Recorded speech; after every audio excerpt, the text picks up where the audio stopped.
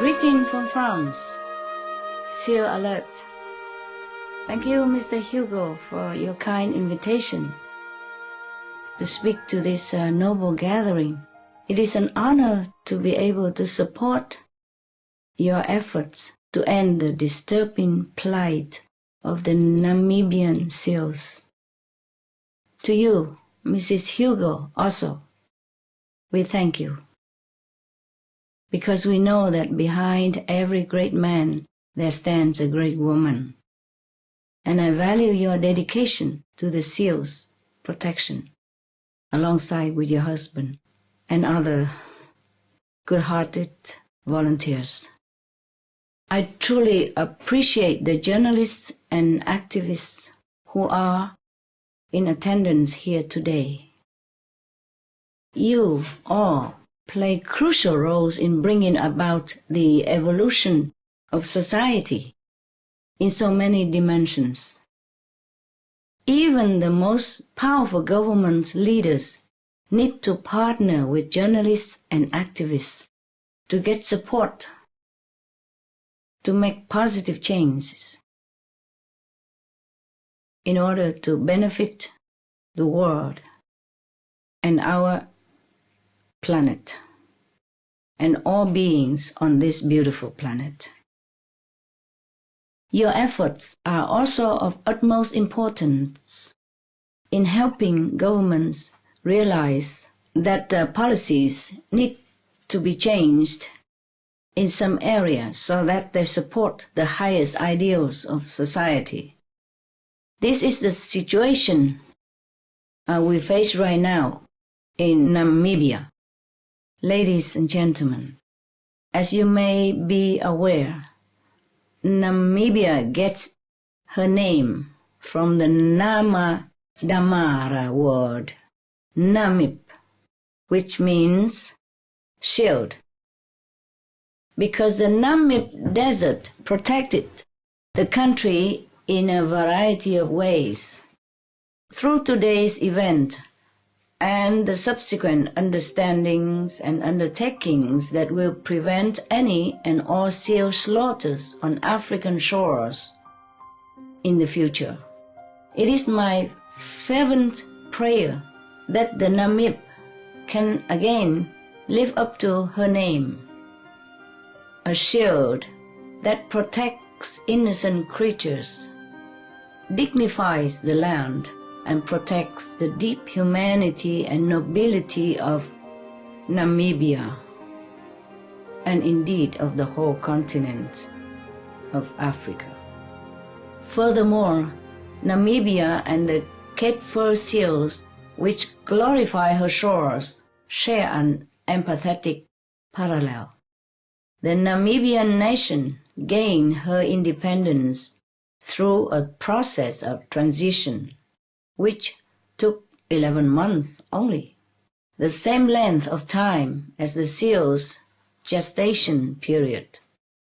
Just as the country has taken prosperous strides since its birth, how beautiful and fitting it will be for the newborn seals to take part in this shared freedom and ever-expanding harmony.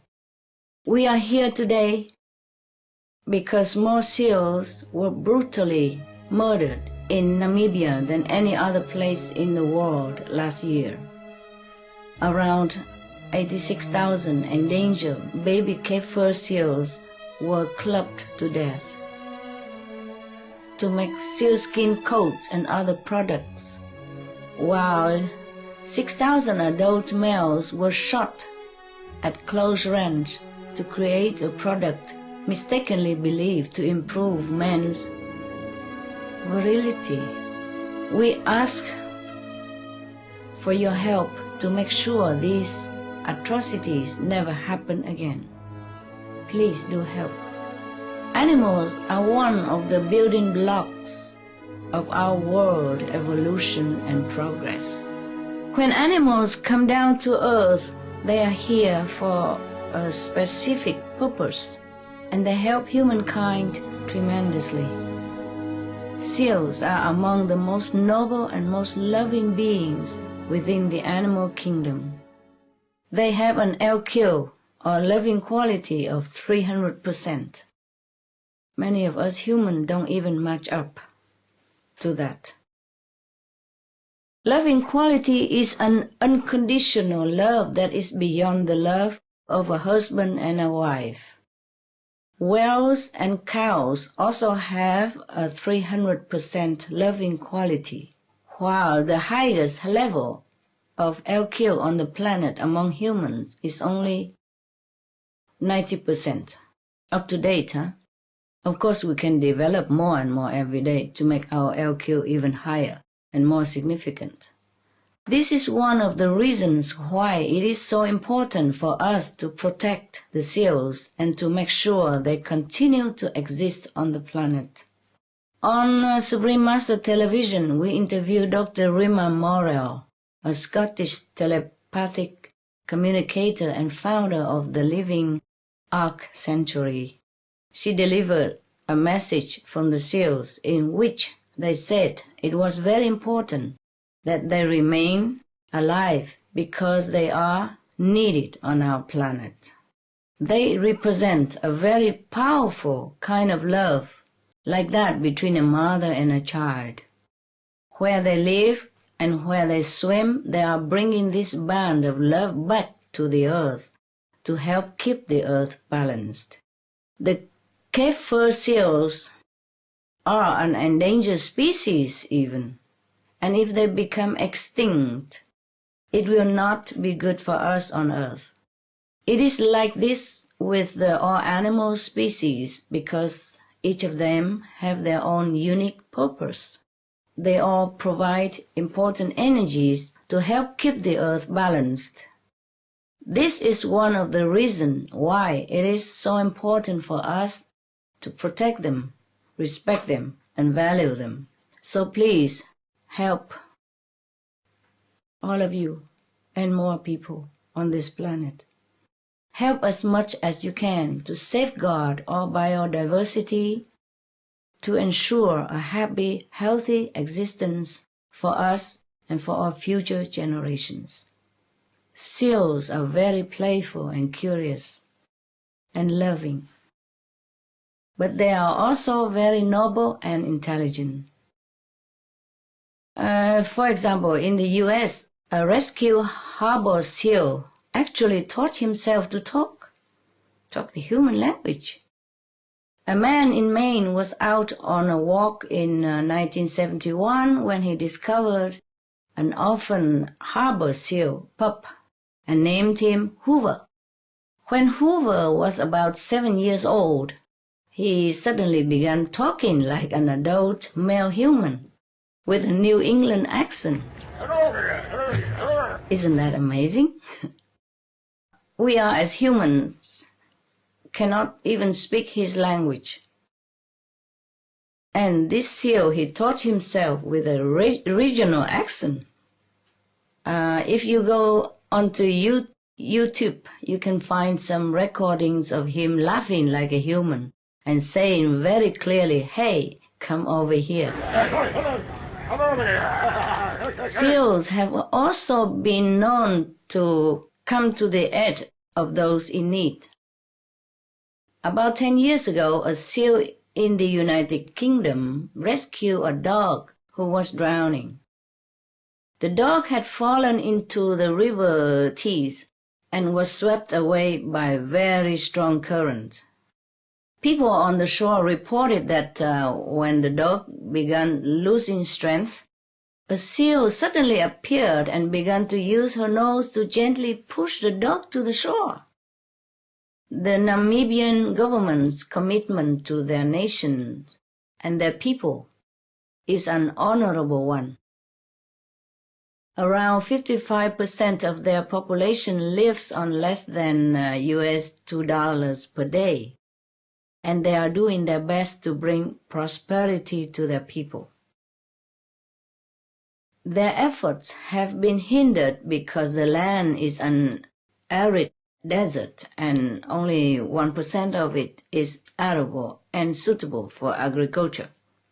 The Namibian government has supported a reduced size of the seal colony because they believe the seals threaten the fishing industry, which is the cornerstone of their economy. However, South Africa faced a similar situation in the 1980s and 1990s. Politicians and fishermen jointly called for a cull of Cape fur seals because they also thought the seals were threatening the fishing industry. They ended up dropping their request in 1993 after scientists concluded that the killing of seals might create bigger problems over the long term by putting the ecosystem out of balance, and thus reducing fish populations to an even greater extent. Even though South Africa averted seal slaughter based on scientific evidence of the seal's effect on fish populations, we should be protecting seals based on the higher noble ideal that no one has the right to harm them, to protect business interests, or for any other reason. The Namibian government's dedication to improve the well-being of their people is a very understandable one. However, through research and learning the experiences of other countries, alternatives can always be found that do not involve the death of innocent beings. The killing of seals or even whales that some people feel are taking away food from humans is not the solution to this problem. The animal kingdom knows how to take care of themselves. If there are so many, there are too many fish or too many seals, they will take care of it. They know how, in order to keep the natural balance. God knows how. We should not forget God. It is we humans who are destroying this balance. A seal cull can have both near and long-term detrimental effects. One of the effects is the unpredictable and sometimes irreversible disruption that can occur when just one species is removed from its ecosystem. Namibia has had first-hand experience of this.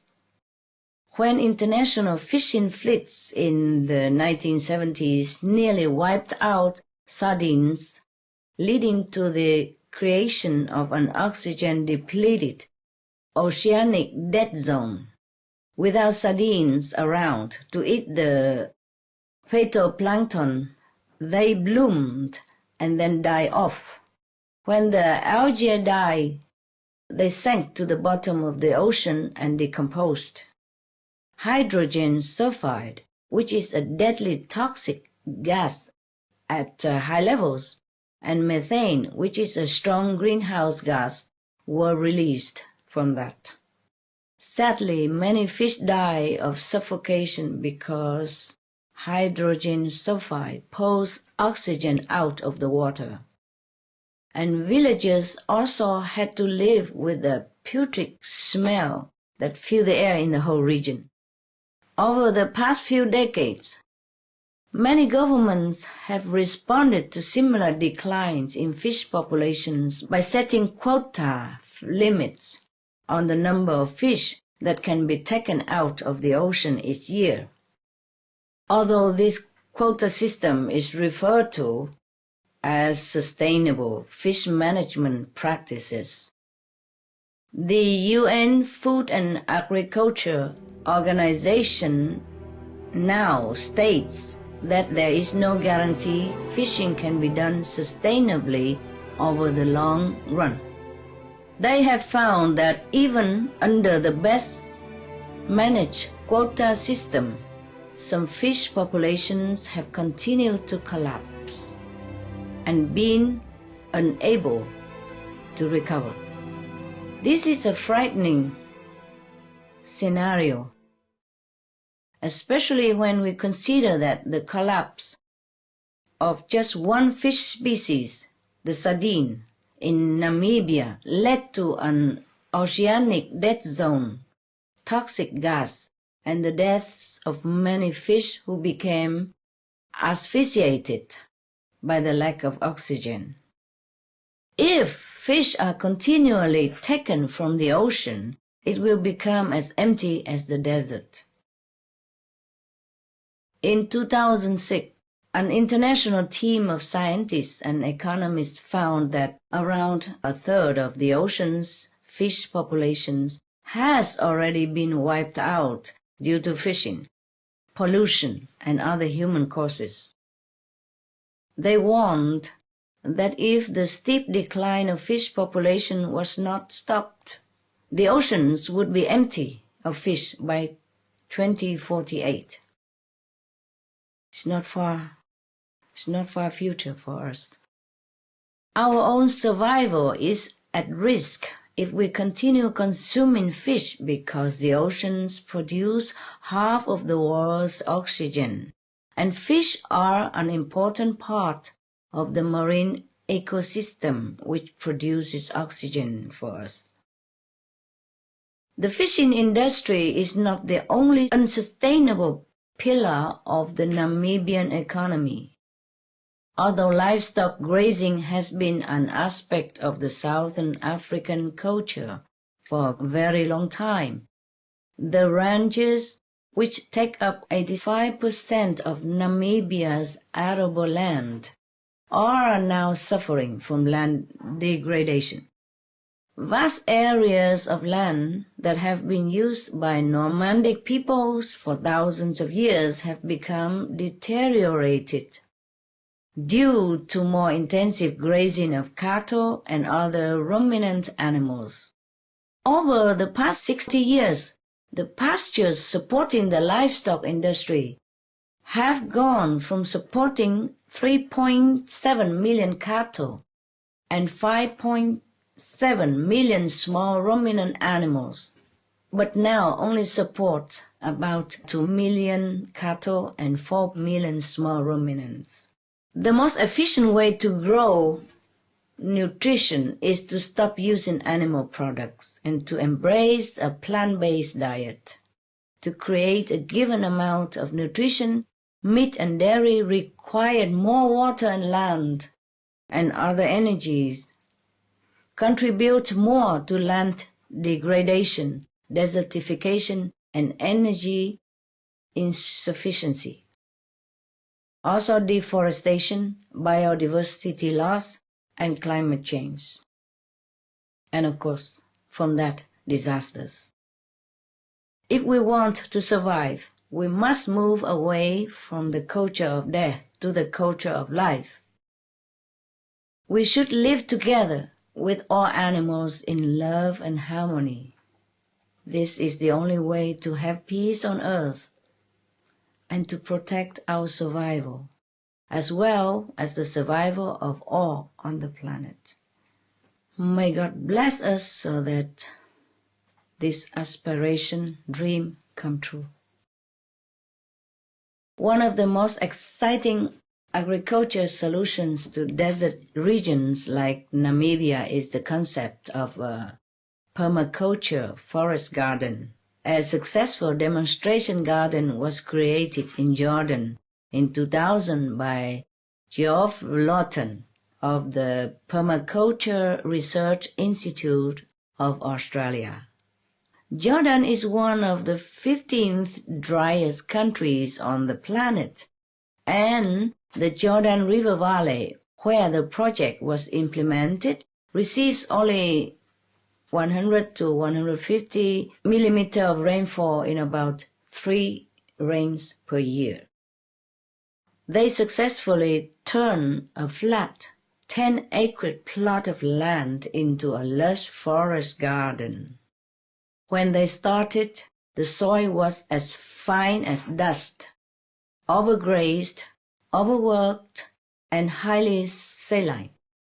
By digging a system of mounds and swells or ditches, they were able to create a system which captured 1 million liters of water during each rain. Once the water was in the swells, it was allowed to sink into the soil below the garden for use throughout the long dry season. The system also removed the salt from the soil and rebuilt topsoil. Good news. I think all the dry countries should follow this example and take care of their people in a better way and more successful, more guaranteed successful way. We have been discussing the structural causes of why the seal slaughter is occurring and why the Namibian government needs to lead its citizens away from animal agriculture and towards a more sustainable and healthier future based on vegan foods or plant-based foods. These will lead Namibians to a new country of wild abundance and blessing. While these are the long-term solutions to bring Namibia to food security, abundance and prosperity, and health, in the short term, the seal code needs to stop immediately. And please, stop it now. I want to express my most sincere gratitude again to Seal Alert SA for organizing this media event. We were asked to attend this meeting to raise awareness of the harvesting of Namibian seals. But I wouldn't use the word harvest because it's too positive for such a cruel, destructive action. I would say stop the slaughtering, stop the murdering, stop the massacring of innocent baby seals. Stop now, stop forever. We are human. We have compassion and loving kindness within our heart. We love our family members. We love our children. Imagine if it's our babies who will be clubbed to death in a pool of blood this way without an inch of any defense whatsoever, totally helpless and in agony. Please, all of you, think about this picture. Picture it in your mind. Picture of the helpless babies laying in pain, in blood, withering in agony, without anyone to rescue them, without anyone pitying them, just so that someone can decorate their body with it, with their seal fur, with their skin. Please imagine if these are human babies. Would you do something about it in your power and do it now to help rescue these innocent, helpless babies? I pray that heaven strengthen your faith in mercifulness and in your own power of divinity and love. And I also want to offer my sincere gratitude to the Namibia government and all organizations and all other countries' governments for any of your actions that help save the seals, the whales, and all other animals on the planet. Because by doing that, you are also saving precious human lives. May God bless you all. Thank you again and again.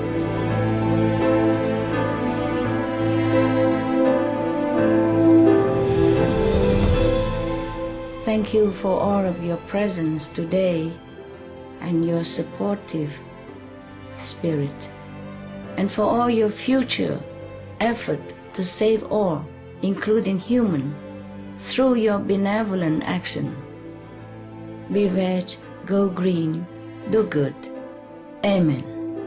God is great, Buddha be praised. Amen. Thank you. Bless you. Bless Namibia. Bless the seals. Bless the humans. Bless all on this planet.